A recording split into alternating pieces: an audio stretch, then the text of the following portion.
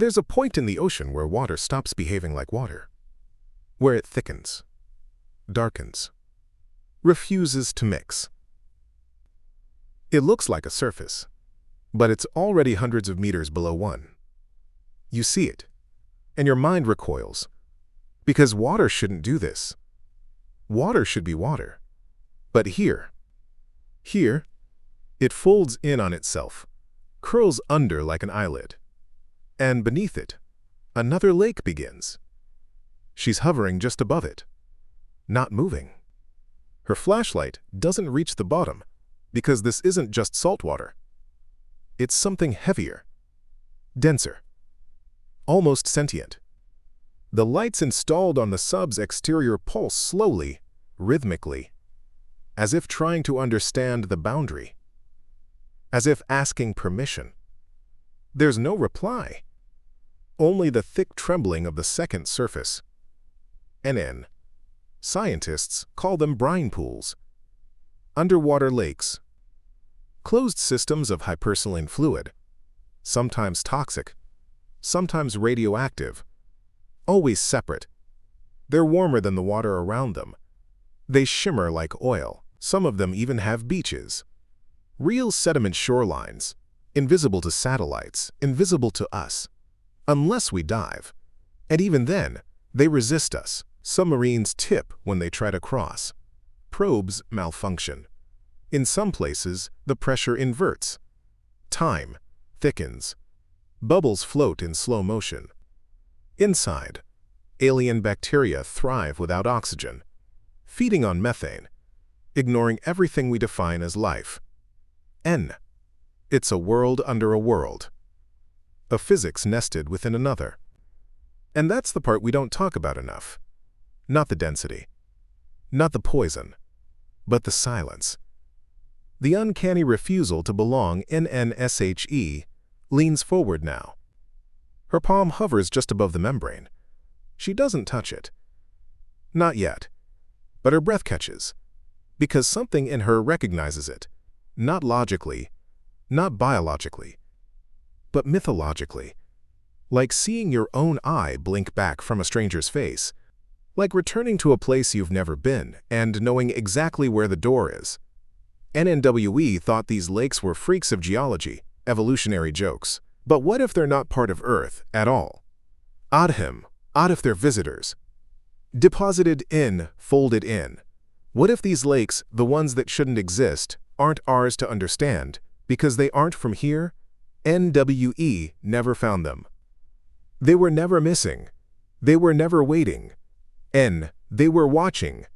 And now, we're too close. The first time she saw it, she thought it was an error. Not on the map, in her perception. The seabed was flat, continuous, boring, until it wasn't. A ripple, a shimmer. A dip in the topology that shouldn't be there, like someone had pulled the ocean into itself and stitched a second ocean underneath. It didn't make sense. But the human brain is good at smoothing over anomalies, at pretending, at assuming that what looks like a mirage probably is. That what doesn't belong must be a trick of the light, a lens flare, a drift of particles. But this stayed. She adjusted the lens, changed the spectrum, turned off the lights. Still there. Still watching. NNWE like to think the ocean is mapped, that its mysteries are rare, hidden in cracks or trenches or uncharted zones. But that's a lie of convenience. Over 80% of the ocean floor remains unexplored, and even the areas we've scanned are often pixel-thin, radar echoes smoothed by algorithmic guesswork. We see patterns where there are only shadows. What we call certainty is just resolution. Low enough, and the impossible disappears. High enough, and it returns. And brine pools, they say, are rare. Dozens found, maybe 100, but no one knows how many there really are. And no one expected them where she was looking. Not in that part of the Pacific. Not at that depth. Not with that shape. Because this one wasn't round, or kidney-shaped, or lake-like. It was fractal. It spiraled. It branched like a nervous system, like a map of neural pathways etched in salt. It didn't look formed. It looked designed. And the surface didn't behave. When she dropped a sensor into it, the device didn't sink. It didn't float either. It hovered, oscillated, as if caught between two versions of gravity. She watched the live feed in the control room, hands trembling slightly. The feed wasn't glitching. It was hesitating. Frames lagged not because of transmission, but because time itself was slower down there. Every bubble took longer to rise. Every particle shimmered with delay. Even her voice, when transmitted through the intercom, echoed back with a strange reverb, like speaking inside a cathedral carved from liquid. NNSHE whispered, just once. Is anyone listening? It wasn't protocol. It wasn't science. It was instinct. And for a second, nothing. Then the water moved. Not as reaction, not as response, but as something adjacent. The same way a curtain moves when a door opens down the hall. Not near you, but connected. Carried. She didn't repeat the question. NNWE. Assume water is simple.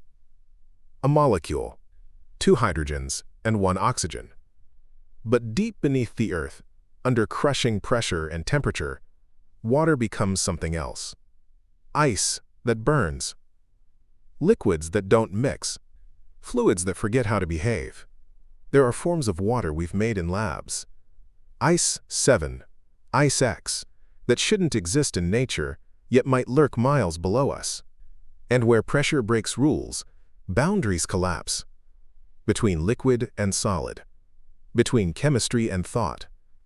Between observation and memory. NNSHE swam closer.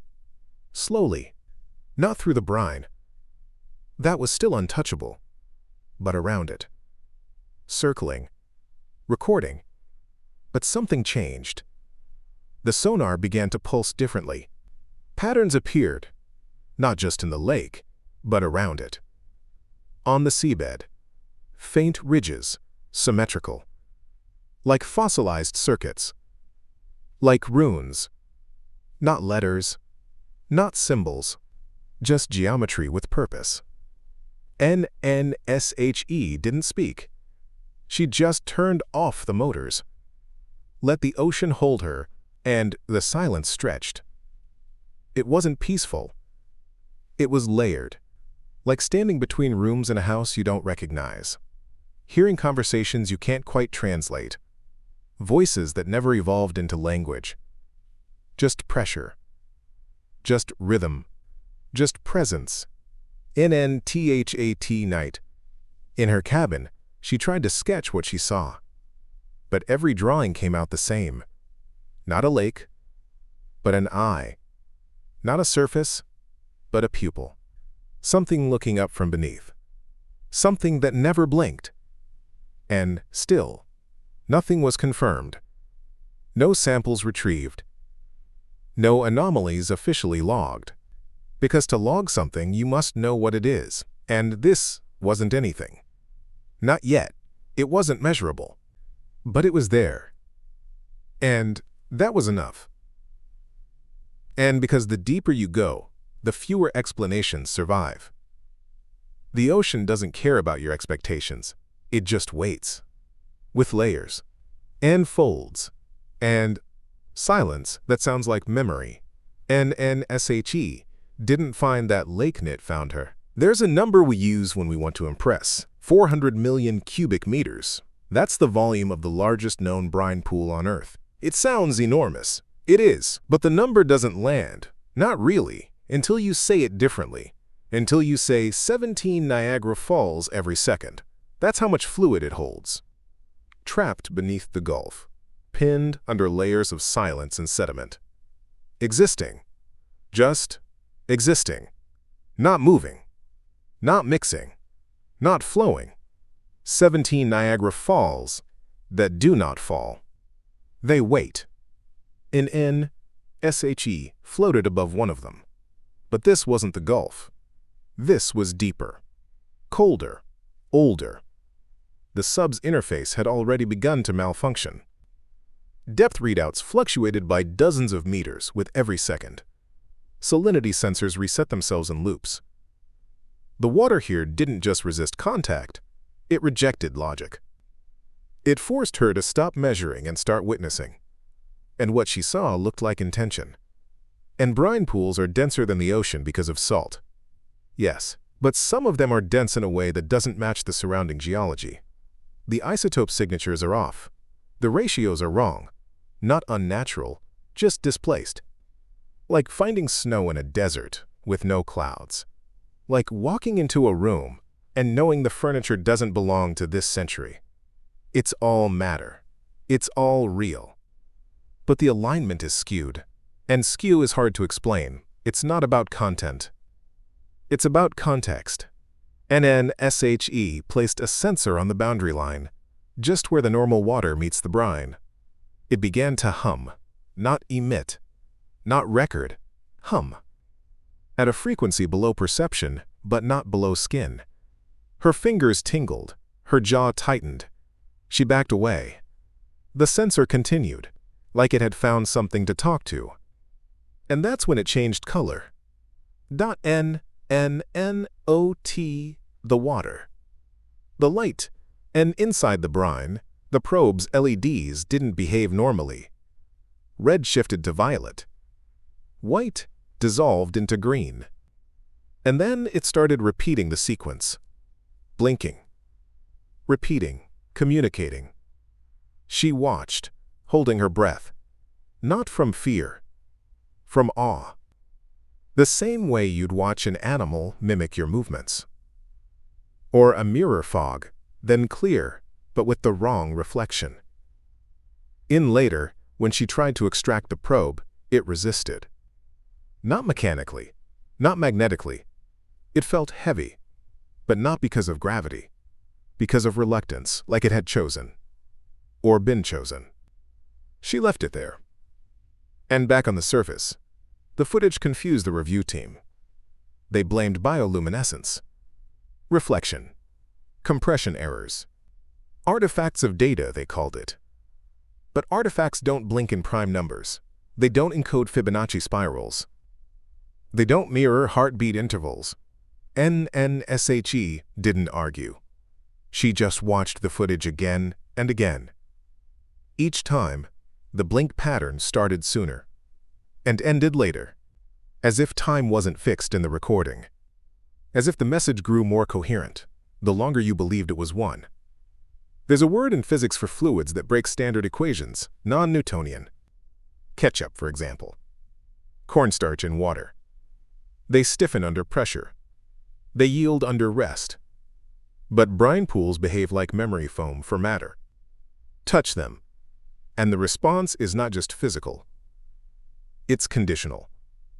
Dependent not only on mass, but on presence, on intention. As if awareness changes viscosity.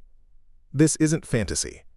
There are fluids, even on Earth, whose behavior changes in the presence of heat, magnetism, or vibration. But this brine, this particular one, seemed to alter depending on her proximity.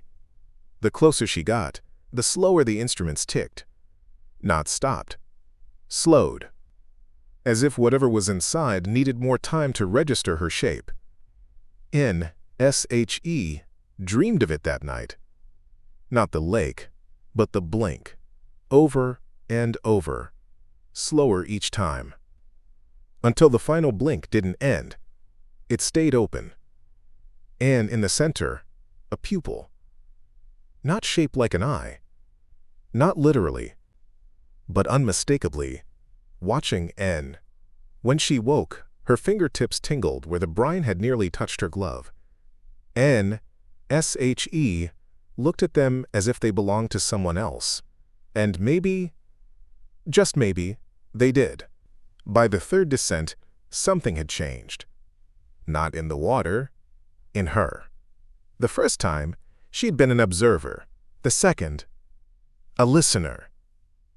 But now, she felt like part of the system. Not a visitor. A variable. As if the act of returning meant she was no longer external.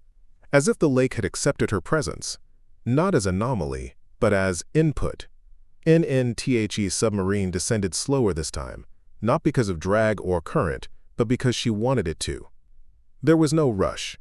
The brine would still be there. And it was, still rippling with that strange internal logic, still unbroken, still uninviting. But this time, something was different. The shape in it had grown, only slightly a few meters at the edge, but she remembered every contour from the last time. She remembered the curves, the dimples, the shallow bays like depressions in glass. Now, one of them was gone, smoothed over, replaced by a new inlet on the opposite side. A mirror rebalanced, but lakes don't move like this. Not on their own.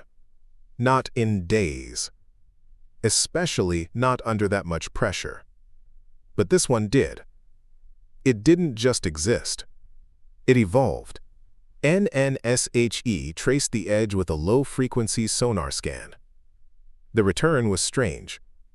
Not distorted, delayed. As if the sound wave had entered something deeper than water. As if the echo was traveling through more than space. Through time. It returned with a murmur. Not noise. Something softer. Like the sound of breath through fabric. Like memory felt familiar. NNTHAT word again. Familiar. Like déjà vu with coordinates. Like dreaming of a place you hadn't yet visited, only to find it drawn perfectly on a screen. She checked the ship's logs. The latitude was near a magnetic anomaly, a minor one. Nothing classified, but enough to make compasses drift, enough to let certain instruments flicker, enough to make gravity uncertain. And they call it a gravity hole, a region where the mass of the Earth is slightly less than it should be. As if something beneath the crust is missing, or hidden. Some theories blame a submerged tectonic plate, others point to ancient asteroid impacts. But she wondered if it wasn't the mass that was strange, but the space itself, as if a fold had formed. A dip in the page, a basin not of rock, but of reality, and maybe the lake didn't form in the fold. And maybe it is the fold. And NSHE reached the edge again and killed the lights. Absolute black. The kind that doesn't just obscure, it swallows. She sat there, in the dark, breathing softly, hearing only the slow ticks of the sub's pressure hull adjusting. Minutes passed. Then the lights inside the brine began to pulse. Faintly. At first, indistinguishable from natural phosphorescence. But then, too patterned. Too slow. Not drifting. Not flickering. Blinking. Like code. NNSHE didn't try to decode it. She didn't write it down. She just watched N, and it watched back. And above her, the ocean stretched for kilometers. But it felt thin, unimportant, like a ceiling. The real presence was below. The density wasn't just physical. It was cognitive. There was weight in the lake. Weight that couldn't be measured. Only felt. It pressed not on the body, but on the mind. NNSHE whispered again. Not into the intercom. Not into the recorder. Just into the dark. One word. N. Why? NNTHE silence after wasn't empty. It was listening. And then, not a response, but a feeling, like the pressure had shifted. Not around the sub. Inside her. Like a thought that wasn't hers. Like language without grammar. Just meaning. Raw. Untranslated. Unmistakable. NNWE are not first. NNTHAT was the shape of it. Not a sentence. A sense. NNWE are not first. And beneath that, something colder. NNWE are not alone. NNSHE shivered. Not from fear. From recognition NAs, if some deep part of her had always known, had always felt the boundary, the double surface, the second gaze. And now it was awake. She surfaced the next morning with salt crusted in her eyelashes. Not from the sea, from sweat. The dreams had come back, but they weren't dreams anymore. They were sequences, geometric, pulsing. each one folding into the next like a Mobius strip. Symbols she didn't recognize but felt in her spine. One was a spiral, another a lens. The third wasn't a shape, it was a sensation, sinking but upward. In the lab, the samples made no sense. Vials of brine that refused to stay stable. Once sealed, they began to cloud, not with sediment, but with pattern. Microscopic ridges formed on the glass. Not scratches. Not chemical reactions. Arrangements. Like fingerprint whorls etched into the container. Like memory trying to escape the liquid. NNSHE ran tests. Proteomics. Isotope scans. UV resonance. The data was fractured. Too clean in some places, too chaotic in others. No bacterial match. No traceable mutation. It was life, but not in our grammar. It was matter, trying to remember being alive. NNSHE touched the vial once. Just once. Through the glove. But even that felt wrong. Not dangerous, intimate. Like touching a pulse that wasn't hers. The chill ran up her arm to the base of her neck and settled there. A static charge that didn't discharge. NNSHE didn't tell the team. What was there to say? That the brine had rhythm? That the samples breathed? That under microscope, some cells blinked? They would have laughed. Called it optical error. Stress hallucination. But it wasn't in her eyes. It was in her bones. In the drum of her blood. NNSO. She returned. NNTHE lake had grown again. NNTHE inlet, from the second trip, had branched. Now it curved into a spiral, not smooth. Stepped. Like a staircase descending into fog. She hovered at the edge. No engines, no lights. Just the slow rhythm of the deep, pressing inward. And then, without sound, the brine split. NNNOT violently. Not like cracking, like inviting. A fold opened in the middle, a mouth of perfect symmetry. Not physical, spatial, like the surface had been a lid all along. And now, it turned its gaze upward. NNSHE didn't descend. NNSHE didn't need to, because the fold rose to her, NNNOT physically, not measurably, but perceptually. Like the moment you realize a shadow isn't yours. Like the air shifts behind you in an empty room. The fold noticed her, and in that noticing, everything changed. NHER vitals spiked. Not dangerously, synchronously. Her pulse matched the sonar. Her breath timed itself to the blinks. And her thoughts weren't alone anymore. There's a term in biophysics, coherence domains. Areas where molecules behave not like individuals, but like an orchestra. Unified, synchronized, amplified. Usually only in crystals, sometimes in certain water clusters.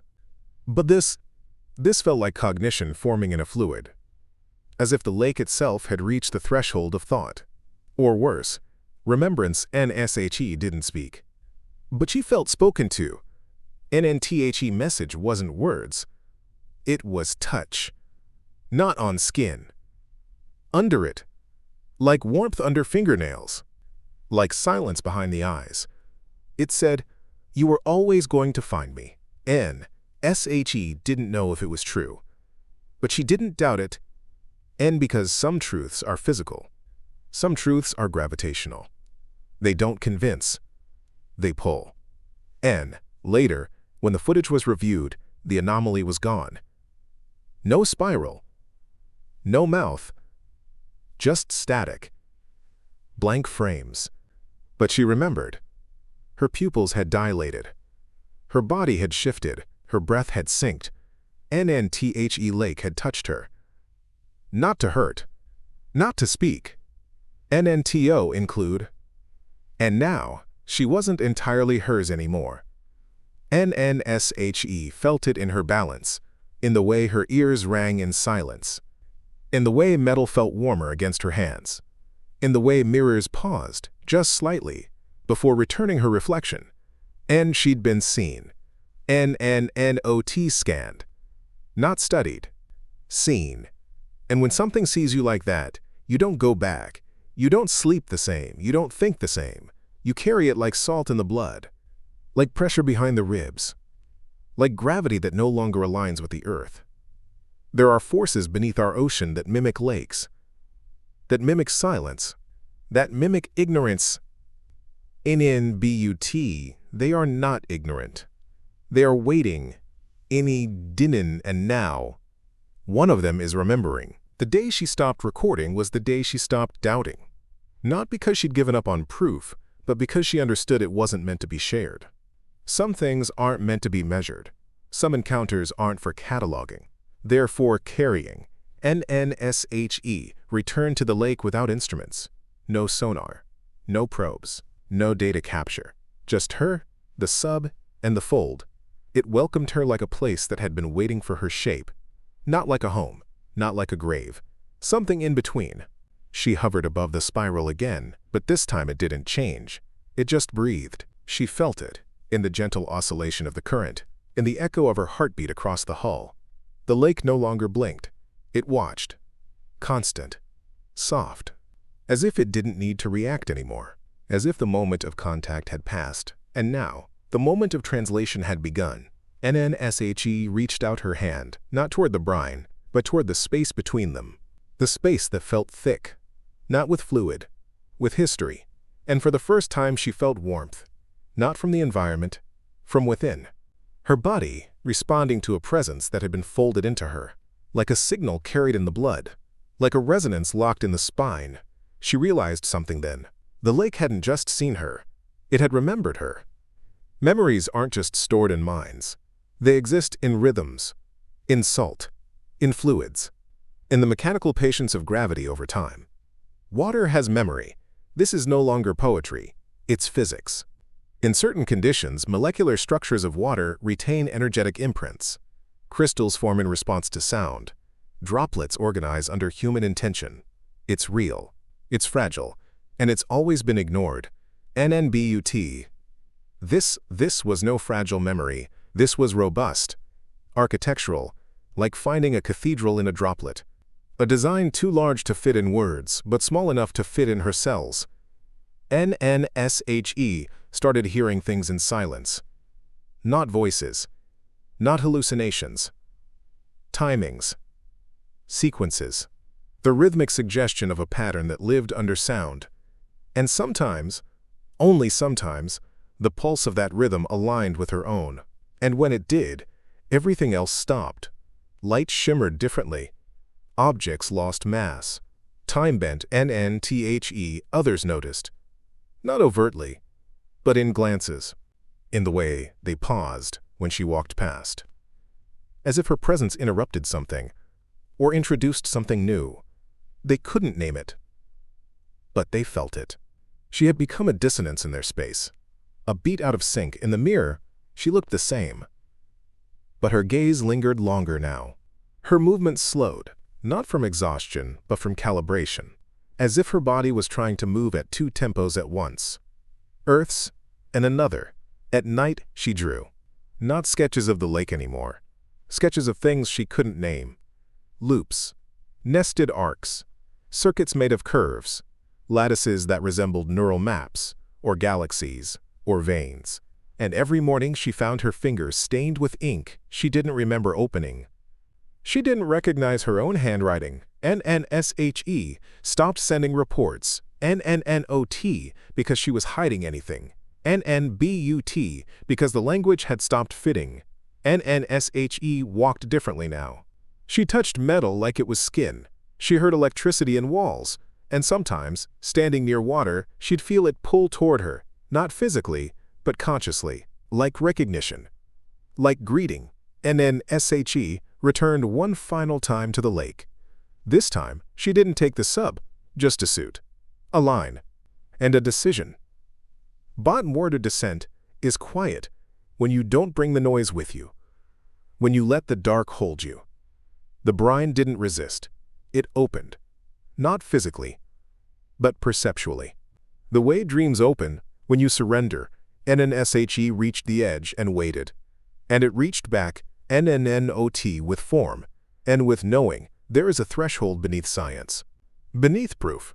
It is the moment where knowing becomes remembering, and remembering becomes merging. That's where she was, not observed, not observer, and included. And in that moment, brief, total, impossible. She felt it. The lake wasn't a place. It was a being, an archive, a memory carrier, a survivor, NNNOT, from this planet, NNBUT of it, and something left behind, not as warning, not as threaten, N as witness. And now, she was part of that witness, and she would never be alone again. The footage ends where it began. Black water, silent hull, a single figure drifting just above the fold. No splash, no contact, just stillness. A moment so quiet it becomes structural, like a missing floor that reveals what the building was never meant to support. They searched for her body, of course. Decompressed every log, scanned every coordinate, found nothing, not a trace of rupture or signal loss. Only a slow dimming of power, as if the systems had forgotten how to care. NNBUT. She's not lost. She's returned. In return to what? We still don't know. The brine is closed again. No spiral, no shimmer, just silence. But there's something in that silence now. Something aware. It isn't movement. It isn't heat. It's presence. You feel it when you listen too long. When you stare too deep. A hum that isn't heard, but remembered. They keep the site classified. Satellite images blur at that coordinate. Sonar returns flat. They call it a failed anomaly. But failure is a term for systems that assume an outcome. This is a wound in understanding, a silence that refuses stitching. They think the story ended, but a fold doesn't end. It doubles. Some nights, the other divers dream of her. Not as she was, but as light, moving slowly, suspended just beneath the surface, watching, unblinking, still human, but softened, like language in the mouth of someone who no longer needs it. NNSHE left something behind. Not data, not theory, a frequency, a rhythm. You can hear it if you know how to breathe underwater. Not with lungs, with memory. It's there, between the pulses of sonar, between the crush of gravity and the stillness of salt. It sounds like longing. It feels like recognition. NNSHE didn't discover the brine lake. She returned to it. NNSHE wasn't the first. She was the first to remember. And now we come to the question, the only question that matters, the one that sat at the center of every signal, every echo, every blink. What if the underwater lakes that shouldn't exist aren't from Earth, but from us? Not the us that walks, that writes, that measures. The us before language, before evolution, before forgetting. What if these lakes are the last archives of a version of ourselves that never survived? What if consciousness didn't begin on land, but in pressure, in fluid, in memory stored in salt? And what if the Earth isn't home, but an echo of it? And what if one day, somewhere beneath the Pacific, she opened something we weren't supposed to open, not because it was dangerous, but because it was ours? 2 hours. And the moment we recognized it, it recognized us. And we've spent centuries scanning the stars, searching for life, for messages, for others. But what if the others are beneath us? What if they always were? What if life didn't climb out of the sea? What if it stayed, folded, preserved? Watching Ain, what if the brine remembers better than we do? And what if time is not a line, but a depth? And she didn't fall. She returned.